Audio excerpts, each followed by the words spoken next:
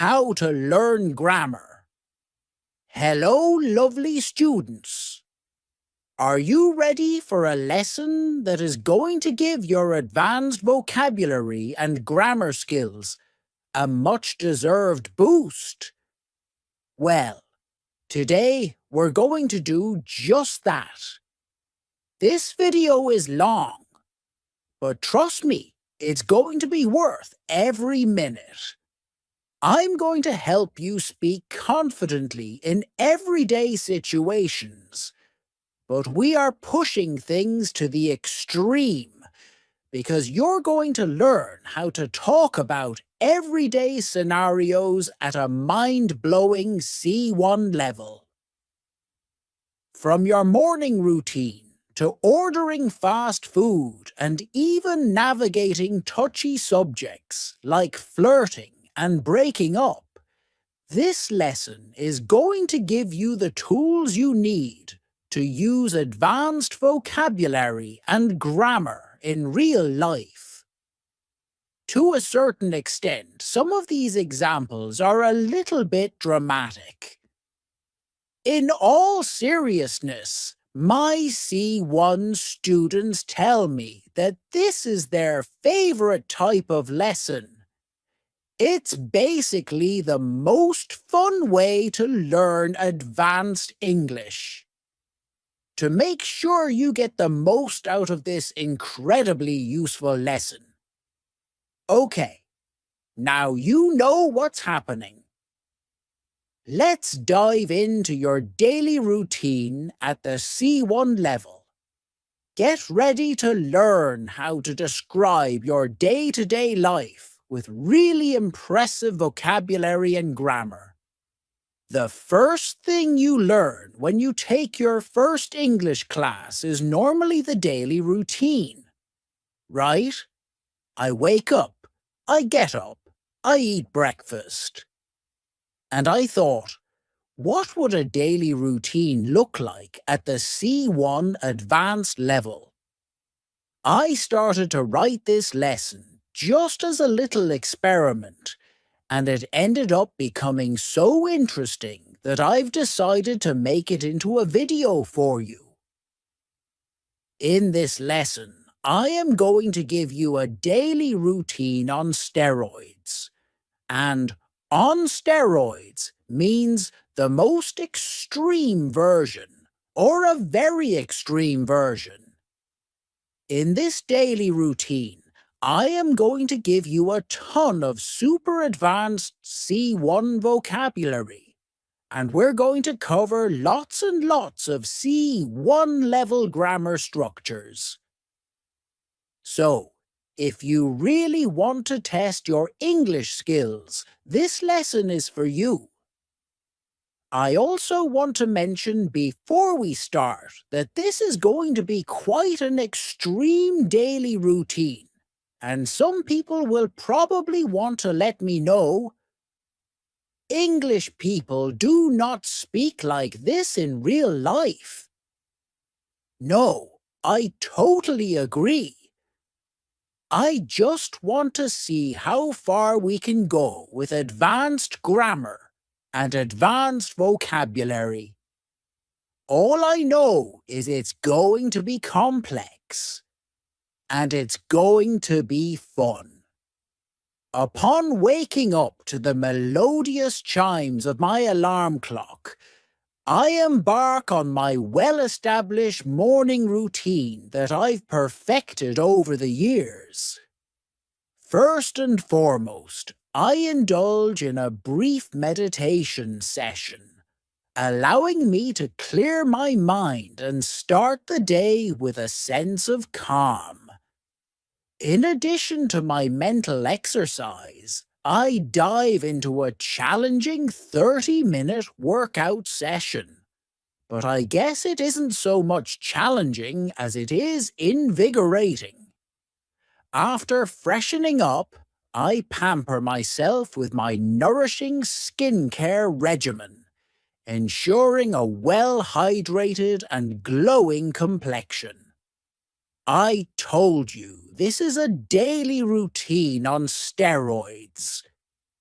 In order to reach the C1 level of vocabulary and grammar, there aren't many people in the UK that speak like this on a daily basis. Okay, so in addition to loads of really great vocab, we also have quite a few C1 level grammar structures. Let's start by looking at these 3 clauses. What do you notice about them? We have, upon waking up to the melodious chimes of my alarm clock. We have, allowing me to clear my mind and start the day with a sense of calm. And we have, ensuring a well-hydrated and glowing complexion. Well, these are known as non-finite clauses. A non-finite clause is a type of clause that doesn't have a subject and a finite verb. A verb with tense and agreement. In other words, it's an incomplete sentence that can't stand alone as a complete thought. Non-finite clauses use verbs in their base form, infinitive, or the ing form, the present participle, without specific subject information. These incomplete sentence building blocks help add more context and information to our sentences. Now, let's take a look at another structure in this paragraph. It isn't so much challenging as it is invigorating.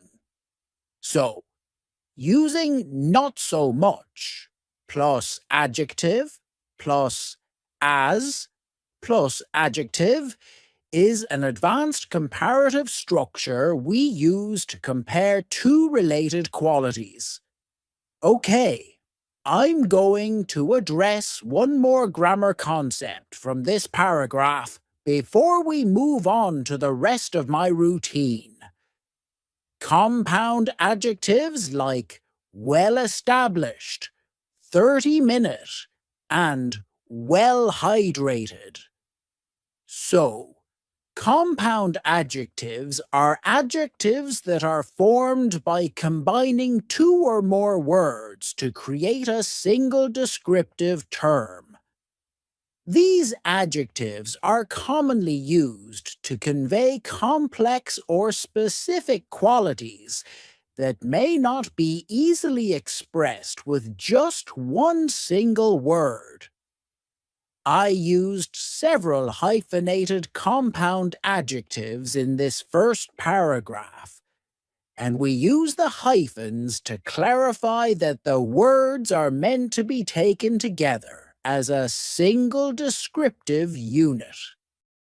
Right, let's see what I get up to with the rest of my C1 extreme. This is going to get complex. No sooner have I got dressed in my most casual yet professional attire than I am wolfing down a hearty breakfast to fuel my day ahead. With a steaming cup of herbal tea in hand, I scan the morning headlines to stay informed on the happenings of the world. Meanwhile, as I commute to work, I immerse myself in an audiobook, relishing the well-written prose and captivating storytelling. Thus, I arrive at work, ready to tackle the day ahead of me. Wow, that's really sounding like a novel at this point. Okay. Let's see what we've got here. In the first sentence, no sooner have I got dressed in my most casual yet professional attire than I am wolfing down a hearty breakfast to fuel my day ahead. The construction, no sooner have I got dressed, is an example of negative inversion. Negative inversion is one of my favorite grammatical structures.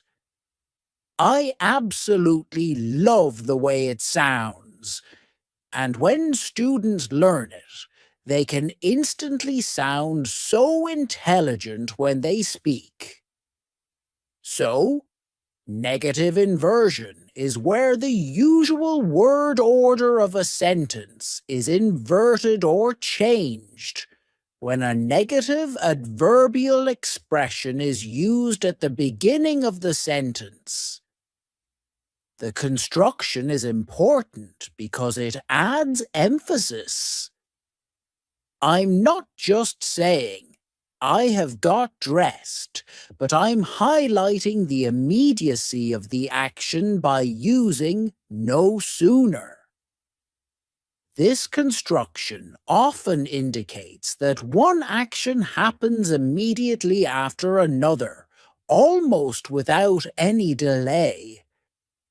Using negative inversion helps to add a little flair to the story instead of sticking to the same subject-verb type construction, but it should be used sparingly. If you use it too much, it will sound pretty contrived. The final two sentences featured signposts, and no, I'm not talking about these. I'm referring to language like meanwhile and thus. Using signposting language like this is giving your writing a GPS. It helps steer your audience smoothly along and keeps your thoughts organized. These little words and phrases act as the glue that holds your writing together. Think of it this way. Without these signposting cues, your writing can get all jumbled up and end up sounding like a bunch of random thoughts. Let's do a quick comprehension check. Can you identify the signposting language in our first paragraph? I'll give you a few seconds to read through. Use your pause button now to have a read-through. In 5 seconds, I'm going to give you the answers. Okay, you should have said, first and foremost, in addition to, and after. Okay, what's the rest of my day looking like?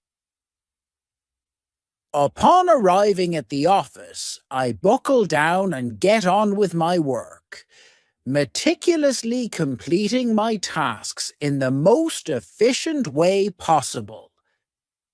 It's knowing that I'm contributing in a meaningful way that I thrive on, and I actively seek opportunities to enhance my skill set.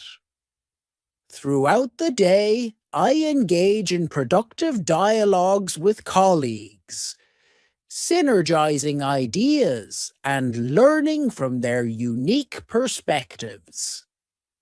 All right, we have a few things to look at here.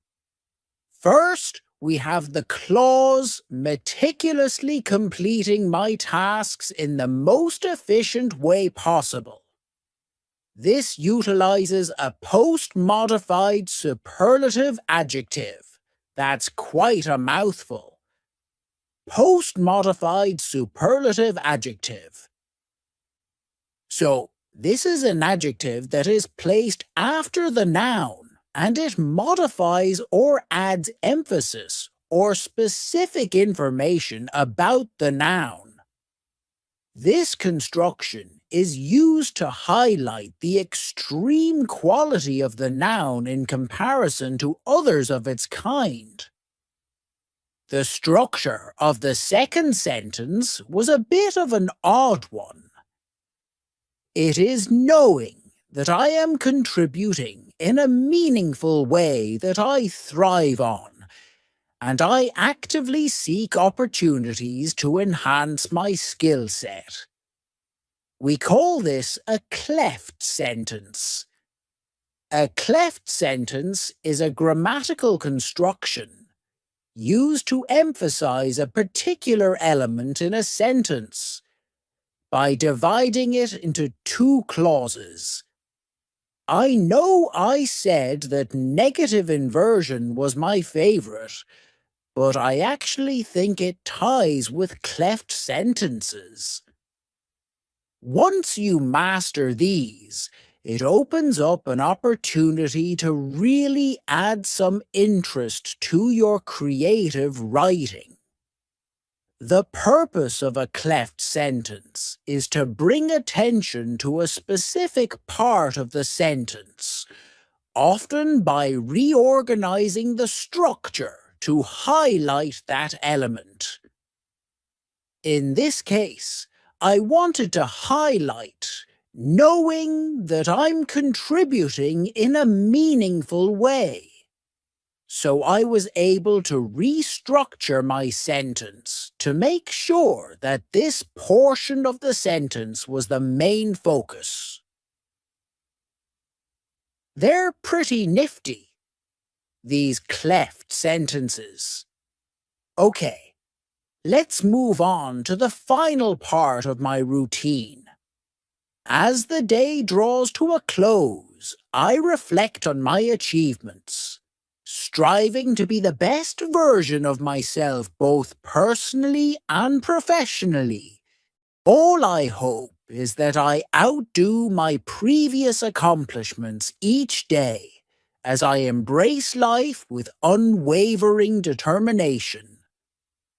By adopting this disciplined and purposeful routine, I feel confident that I can continue on a path of self-improvement and well-being. I feel like I'm becoming less and less likable as this daily routine goes on, but it's not about me, it's about the grammar. So, let's see what we have here. In the first sentence, as the day draws to a close, I reflect on my achievements, striving to be the best version of myself, both personally and professionally. We have a few different things going on here. First, we have as the day draws to a close, which is a subordinate clause. But by C1, you should already be familiar with them. These are clauses that can't stand on their own as individual sentences. They have to be attached to a main or independent clause.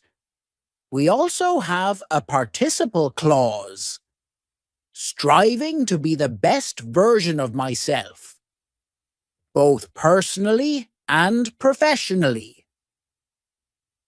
A participle clause is a type of non-finite clause. We discussed those before. Can you identify the other participle clause in this paragraph? That's right. It's the last sentence. By adopting this disciplined and purposeful routine. I can't say purposeful without going purposeful, purposeful. That's it's quite a stuffy sounding word to me. Quite old-fashioned, very purposeful. This participle clause also functions as an adverbial phrase because I used the preposition by, explaining how the action in the main clause is achieved. Finally, we saw another common construction of a cleft sentence. My other favorite? All I hope is that I outdo my previous accomplishments each day as I embrace life with unwavering determination. The structure what or all plus clause plus be plus clause is quite commonly used, so it's a good one to have in your back pocket.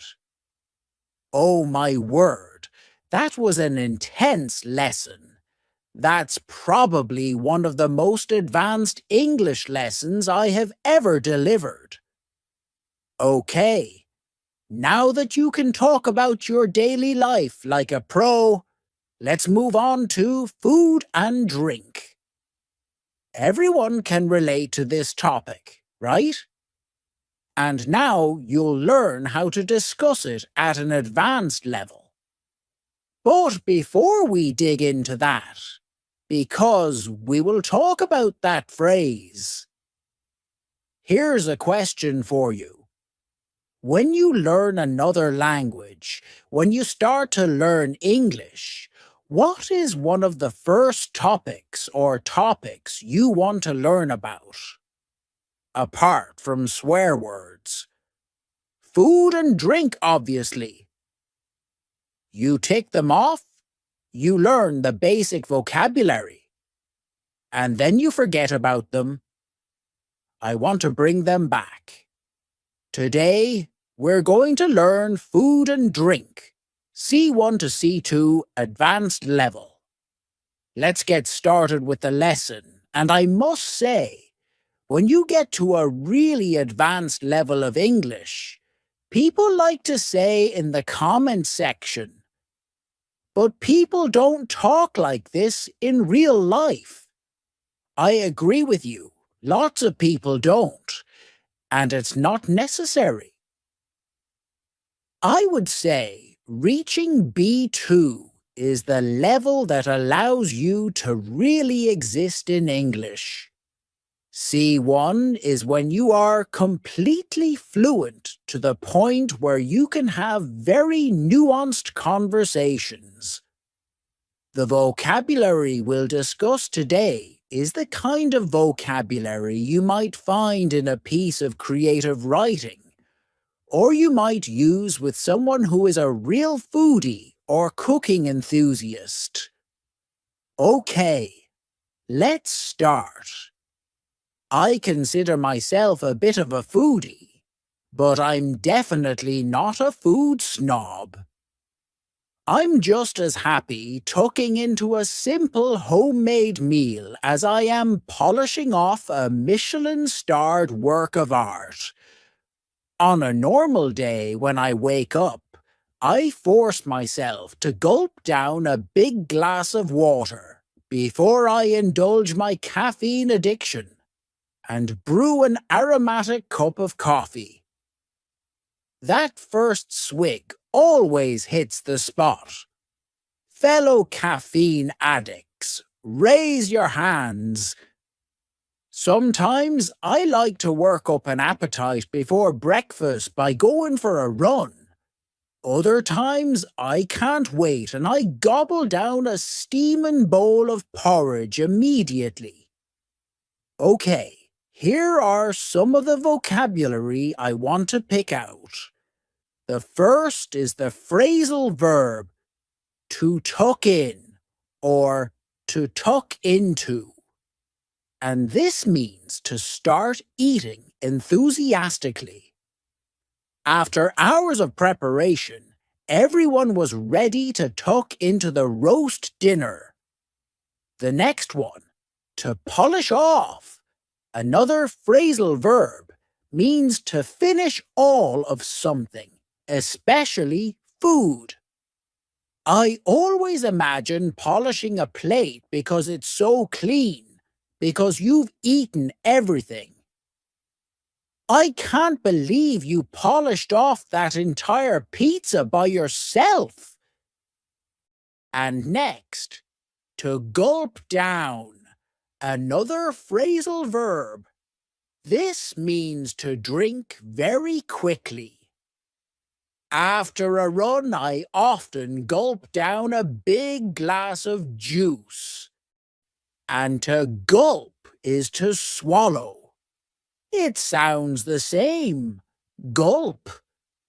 The next is a verb. To brew, which means to make coffee or tea by adding hot water to the beans or the bag. The highlight of my morning is the fresh pot of coffee my husband brews every day.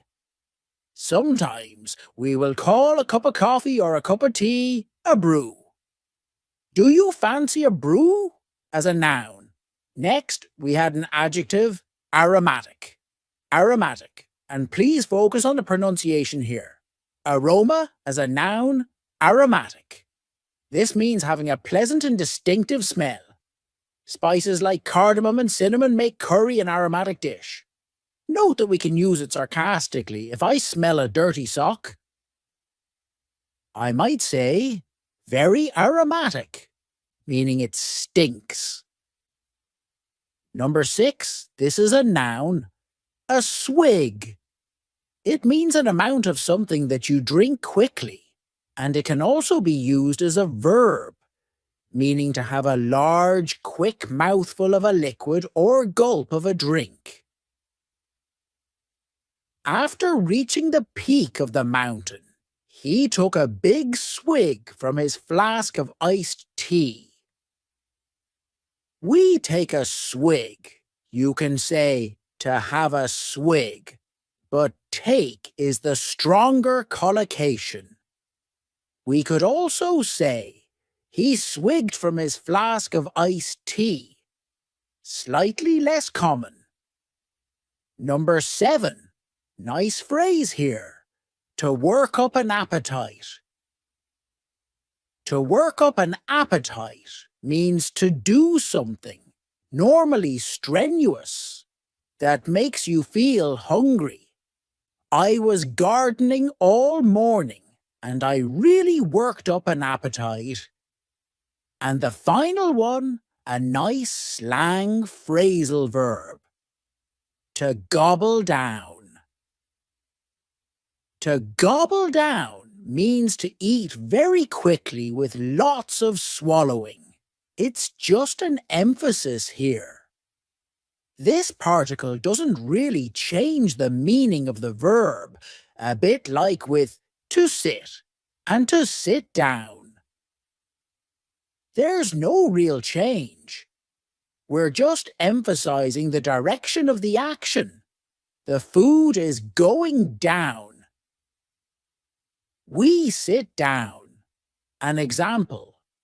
My dog always gobbles down his dinner as soon as I give it to him. That is so true. He really does gobble down. There's no better verb or phrasal verb to describe it. Okay, next part of the story. When I have time, I love nothing more than whipping up some dishes in the kitchen. When I was in Tuscany recently, I learned to make this incredibly flavoursome pasta sauce. The ingredients are so simple, but fresh, and it's mouth-watering.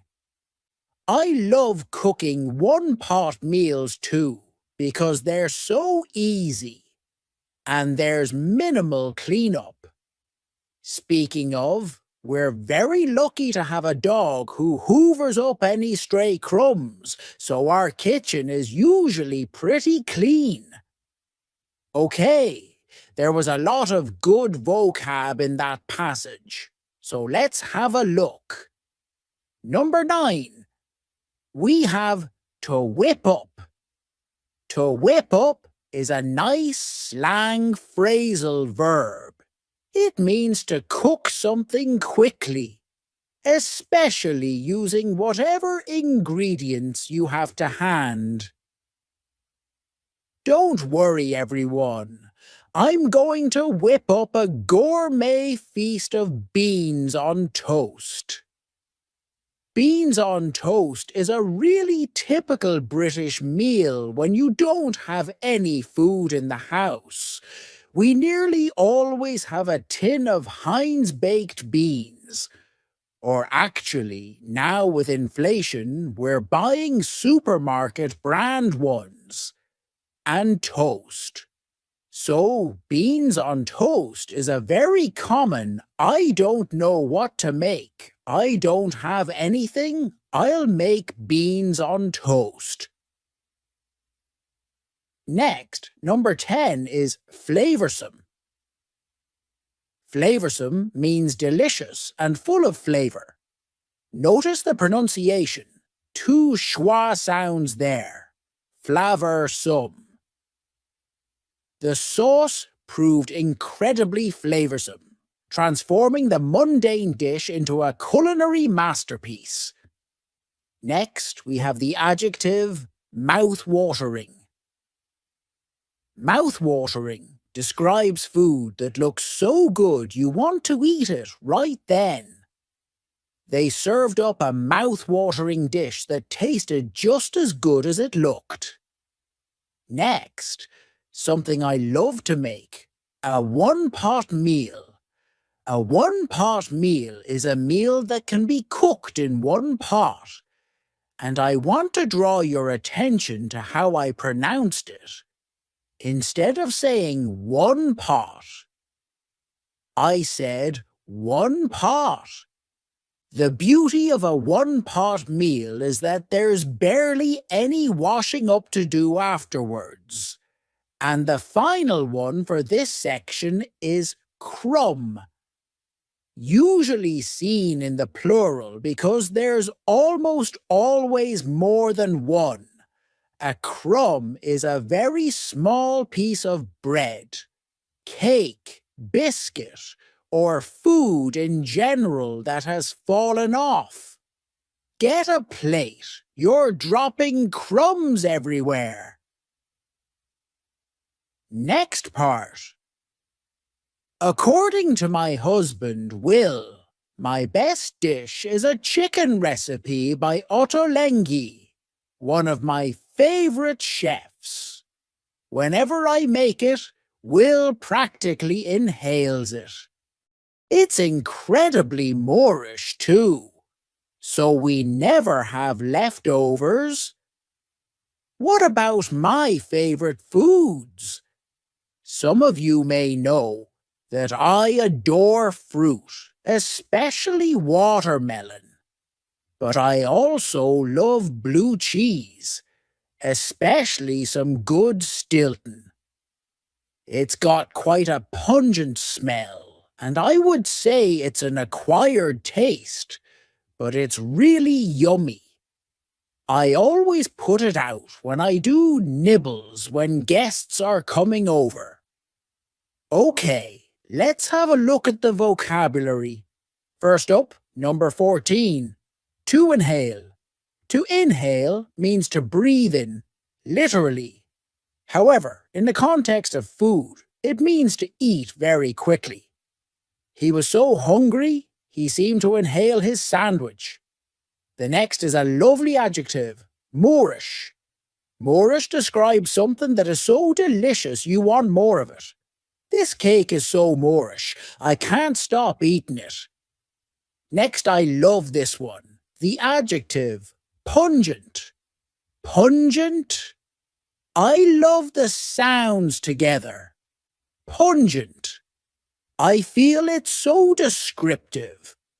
It's not normally a very positive adjective because it means having a very strong smell or taste, normally smell.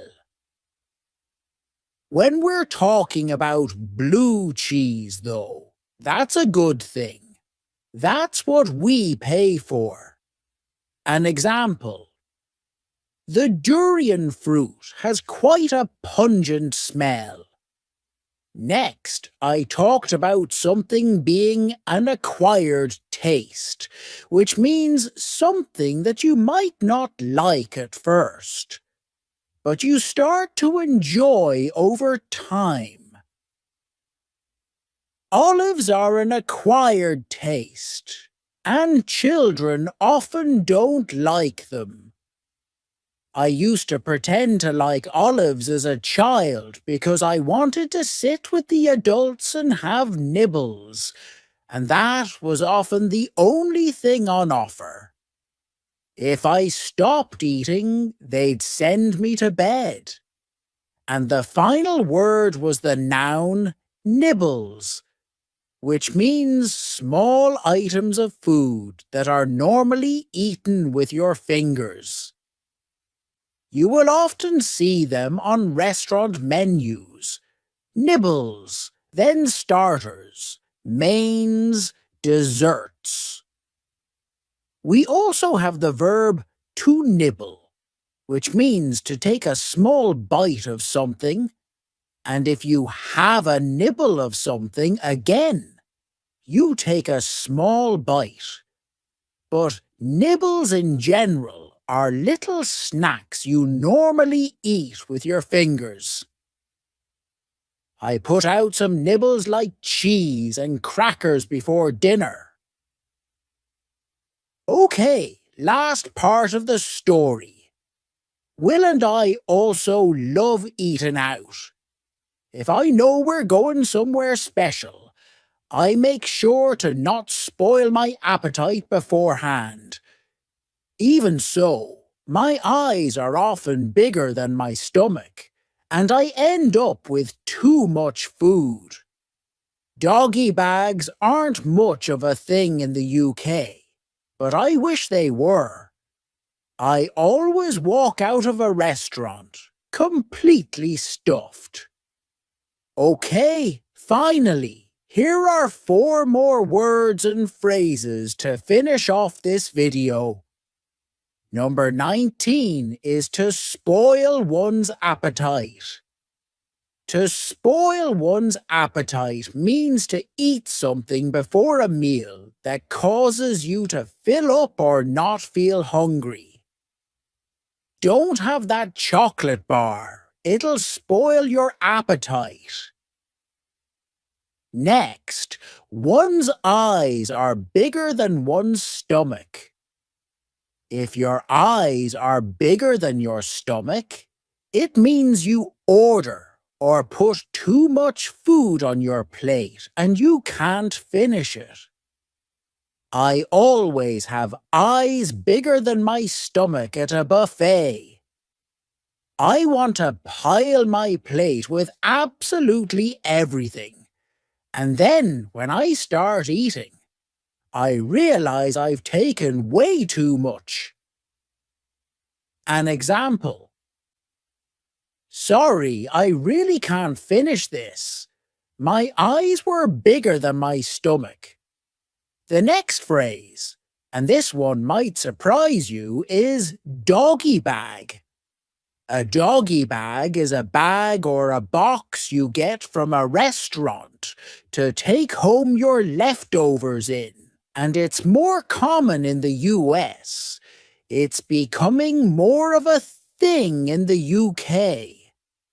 When I went to the US, I was really shocked at how big their portions were, but when I mentioned it to my American friends, they said, "Don't judge us because we take almost everything home with us at the end of the meal, and we have it as leftovers in our fridge." And it made perfect sense.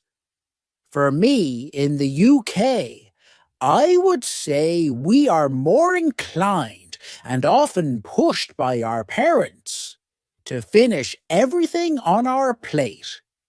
An example? Could I have a doggy bag, please? It was delicious, just a huge portion.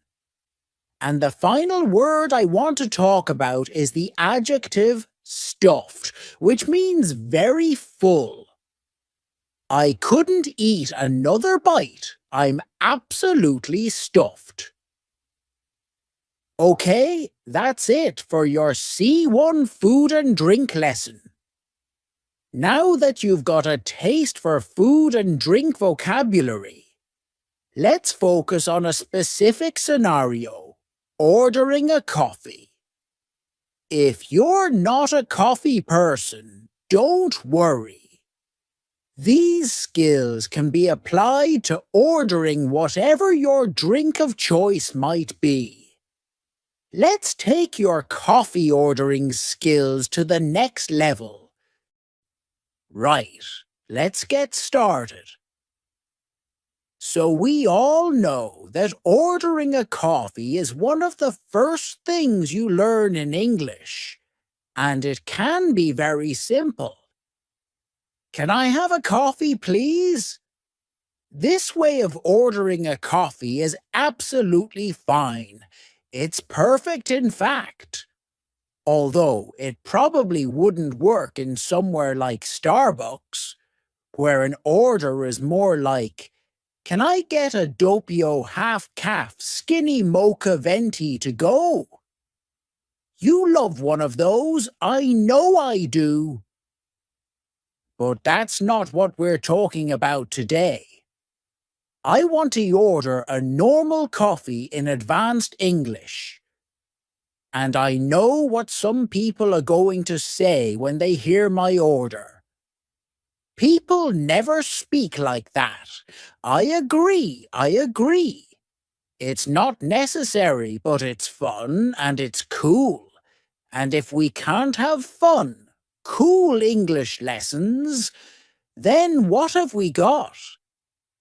I think it's fun to see how far we can take it. And more importantly for you, I think it's a fun and memorable way to introduce some advanced grammatical structures and vocabulary. Are you ready? We're going to move up through the levels. Level 1, black coffee, please. This is the simplest way to order a coffee, and it's perhaps not the most polite way to order in a coffee shop. But if you're ordering as part of a group after dinner, for example, I think it's fine. The addition of please at the end, though, is important. Let's take it up a notch. Level 2. Can I have a black coffee, please? Here the request is formulated as a question using the modal verb can, which makes it more polite than the first one. You will often hear this said as, "Can I get a black coffee, please?"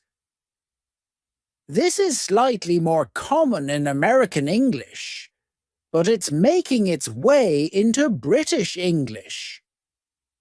Some people don't like the use of get here, but a lot of native speakers use it. Now, let's say this more politely. Level 3. May I please have a black coffee with a splash of milk? All right, we're getting a little bit more complex here. This is a very polite way to order a coffee using the modal verb may. You can also replace may with the modal verb could, which is a more polite way to make requests than can. You can also see that the word please has moved from the end to directly after may.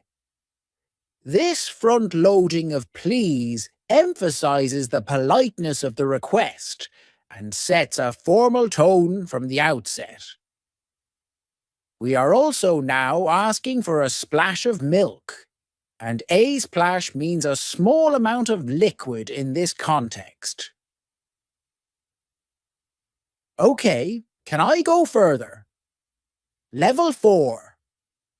Could you kindly prepare a black coffee with a splash of milk and 2 sugars?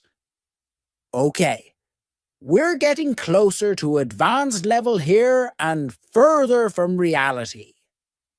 Now we have the modal verb could, which I talked about in level 3. And instead of please, we can see the adverb kindly. This is another way to soften a request and make it more polite. Let's add a little more advanced language. Level 5. Would it be possible for you to brew a medium-sized black coffee with a splash of milk 2 sugars and a sprinkling of cinnamon on top. All right. This one is even more polite and a bit poetic as well. Would it be possible is a very polite way to form a question. We also have some more advanced vocabulary, including to brew, meaning to make a hot drink like coffee or tea, and sprinkling, which means a small amount of liquid or powder that is dropped onto a surface. Can I make it even more advanced? Level 6, and we're not even at the end yet.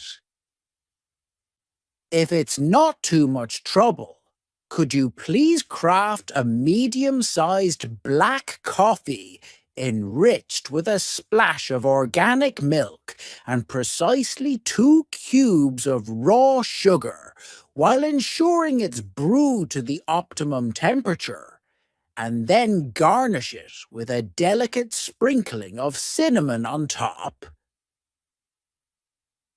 We're moving into nightmare customer territory now. If it's not too much trouble is a very polite way of asking someone to do something. We often add it to the beginning of a request, often when we know the request is going to cause some extra effort. Now we're asking for the barista to craft the coffee, not just make one. Craft means to make objects in a skilled way, especially with your hands, and the coffee is to be enriched with a splash of milk. To enrich means to make the quality of something better by adding something else.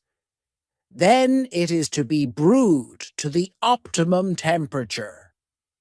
Optimum means best possible. You might hear the synonym optimal or optimum used in American English. And then we have garnished with cinnamon.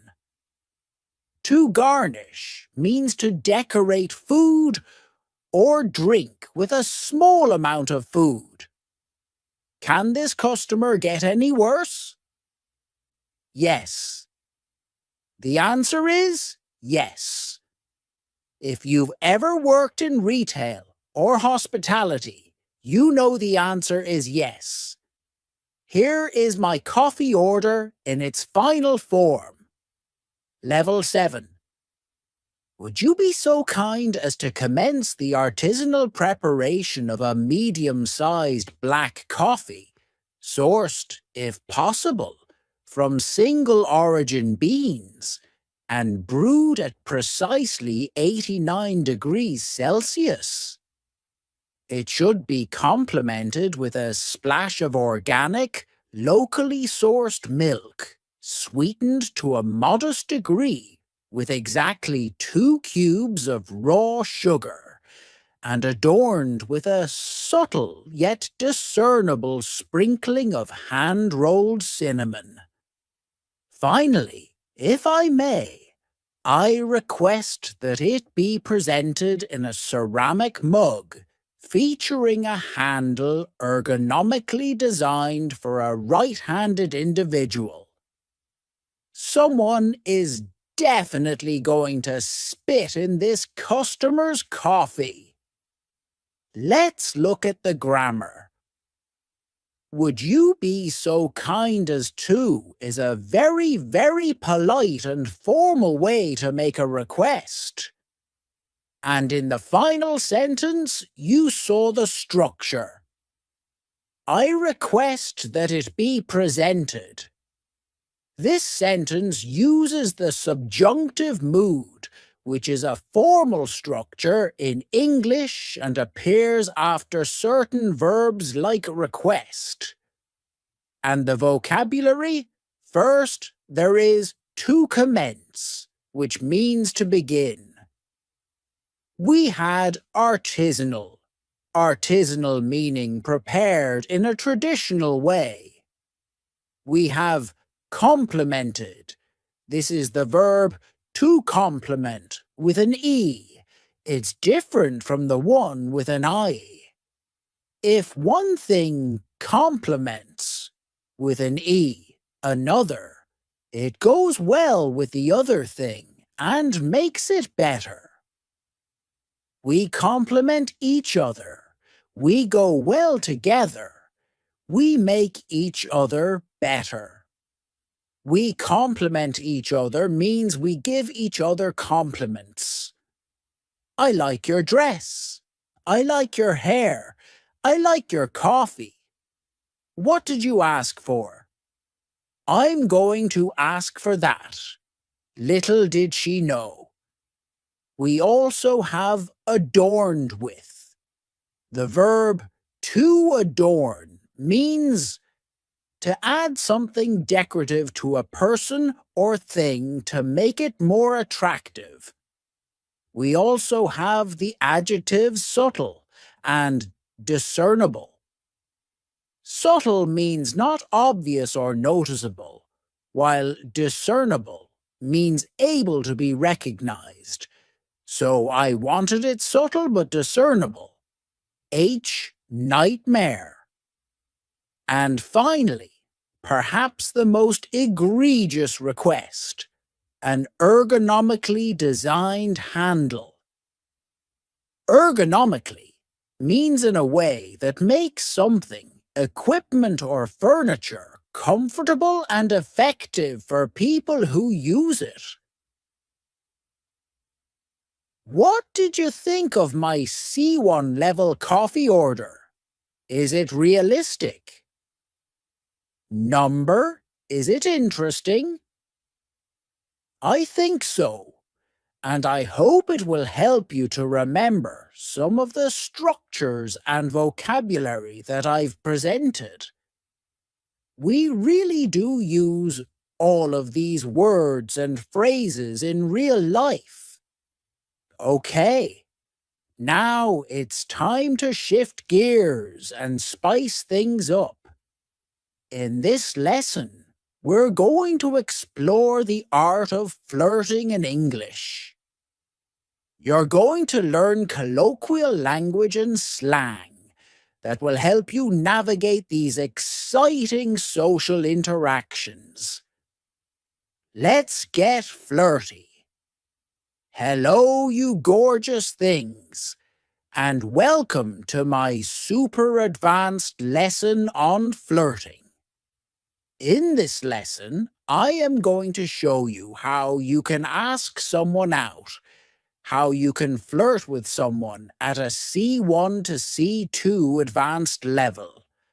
We're going to be focusing on British English slang, and we'll also touch on some pronunciation as well. Okay, let's start with the first one. This is a baseline. It doesn't have any slang.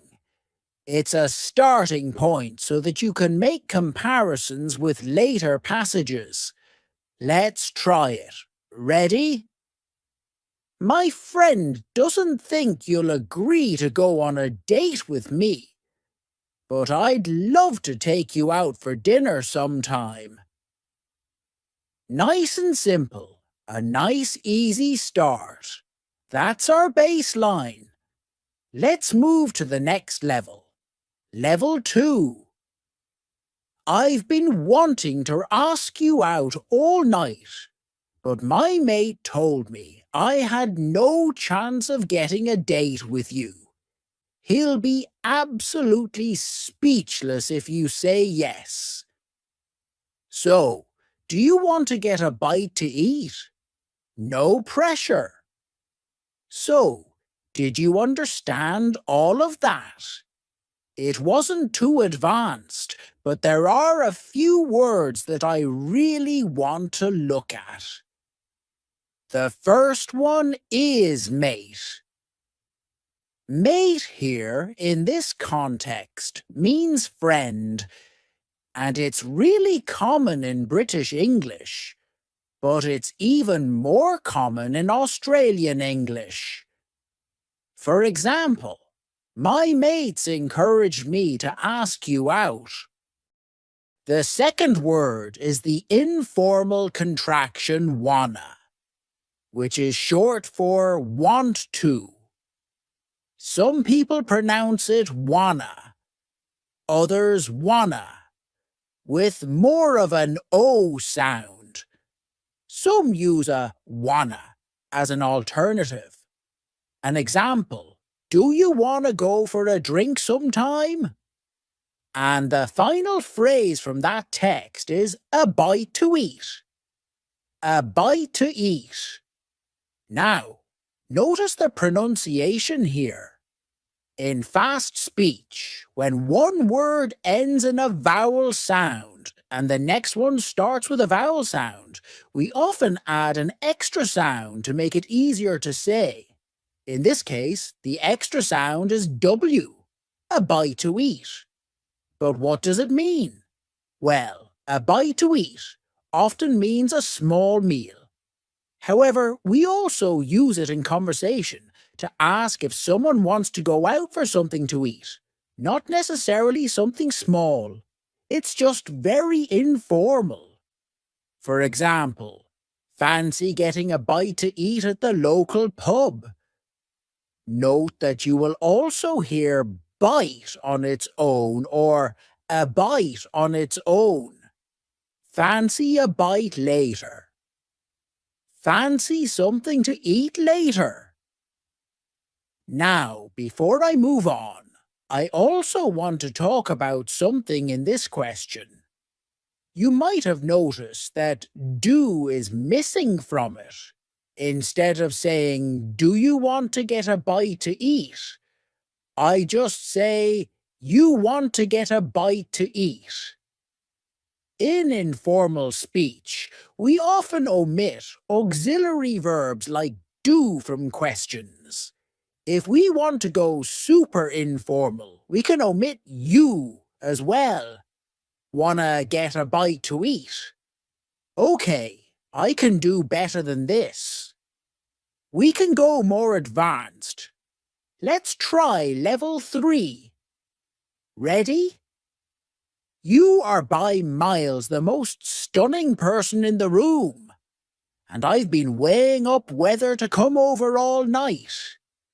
My mate over there, the slightly trolleyed one, told me I didn't have a chance in hell of getting you to go out with me.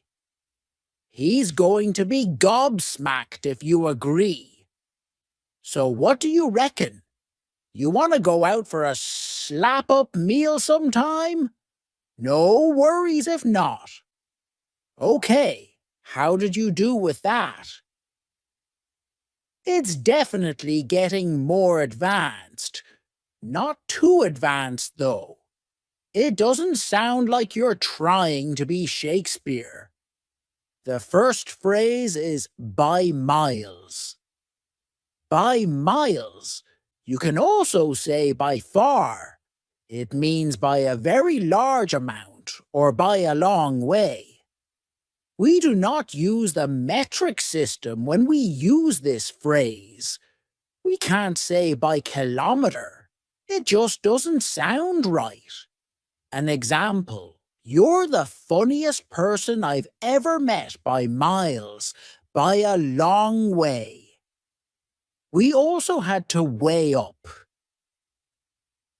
To weigh up is a phrasal verb that means to think carefully about doing something before making a decision. There is another linking sound in that phrase. To weigh up, way up. Can you hear it? We insert a little Y sound. My next word is extremely colloquial. Trolleyed. Trolleyed. This means very drunk. Ben's trolleyed. Get him a taxi. And next, we have an idiom. To not have a chance in hell. Sometimes we omit the in hell part. We just say to not have a chance. and even sometimes to not stand a chance. We also use it with the verb to be. There's no chance in hell that he will go out with you.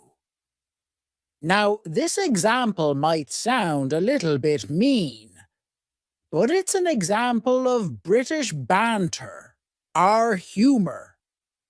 We often say these kinds of things to close friends, knowing, hopefully, that they will know that it's a joke.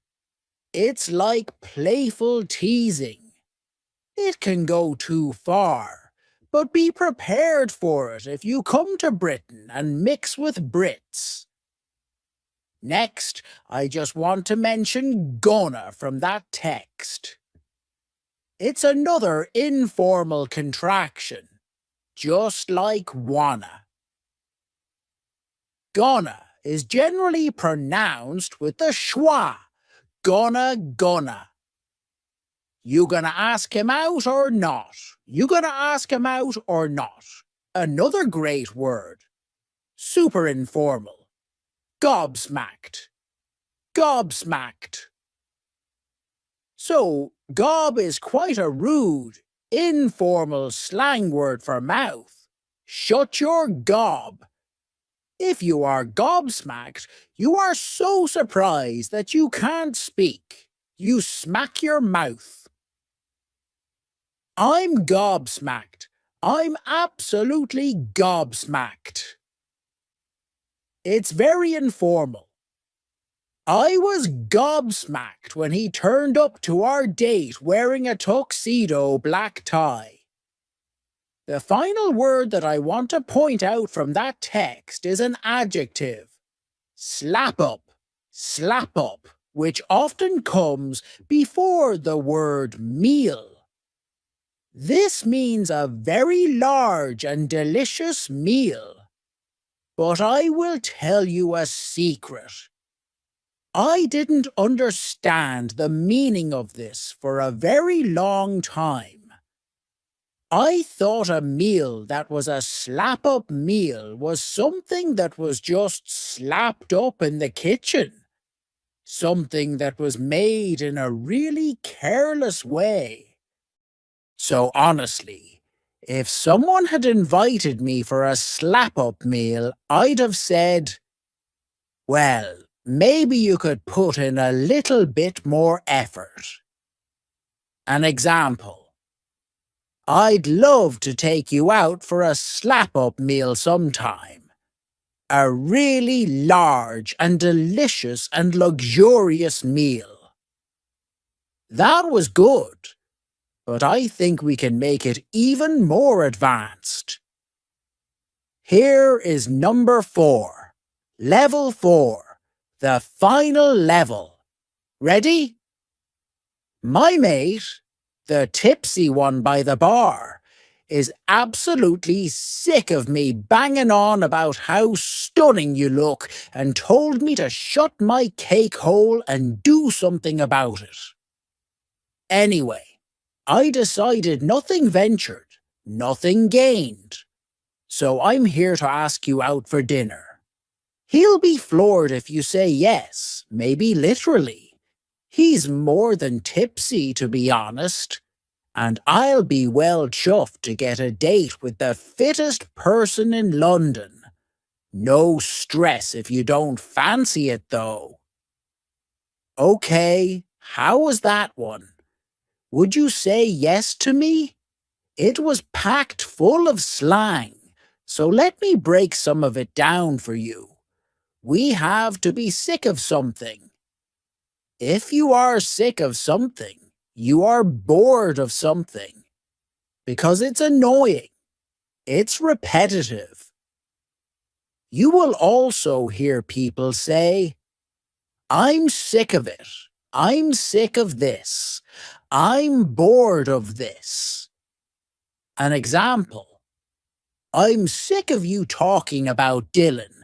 Either ask him out or stop. We also have to bang on about something. To bang on about. This means to talk for a long time about something in a way that is annoying. Ruth's been banging on about her date for hours.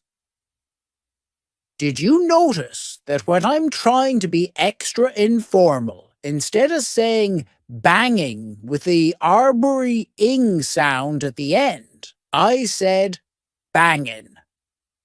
Bangin'. And sometimes we do this for emphasis.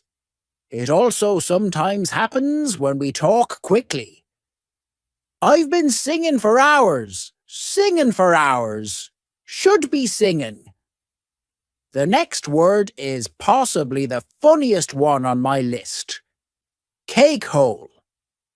Cake hole, which is British slang for a mouth. Isn't that wonderful? It's literally the hole that you put cake into. So we've had gob and cake hole. This is an incredibly rude lesson. It's not a polite word, but you will often hear it in the phrases, shut your cake hole, shut your mouth. In American English, they often say pie hole, which maybe means that Americans prefer pie over cake. Now, I want to talk about the idiom, nothing ventured, nothing gained. This is a proverb, meaning that you have to take risks to achieve something or to get something good. If you don't take any risks, you won't get the reward. An example, just ask Raby on a date. Nothing ventured, nothing gained. Next, let's look at the verb to floor, which means to confuse or to surprise someone so much that they don't know what to say. Very slang here. You saw this phrase in the passive voice, he'll be floored. But you can also use it in the active voice. Amelia floored me when she asked me if I wanted to dance. I didn't think she knew who I was. After that, you heard the most marvelous slang adjective, chuffed.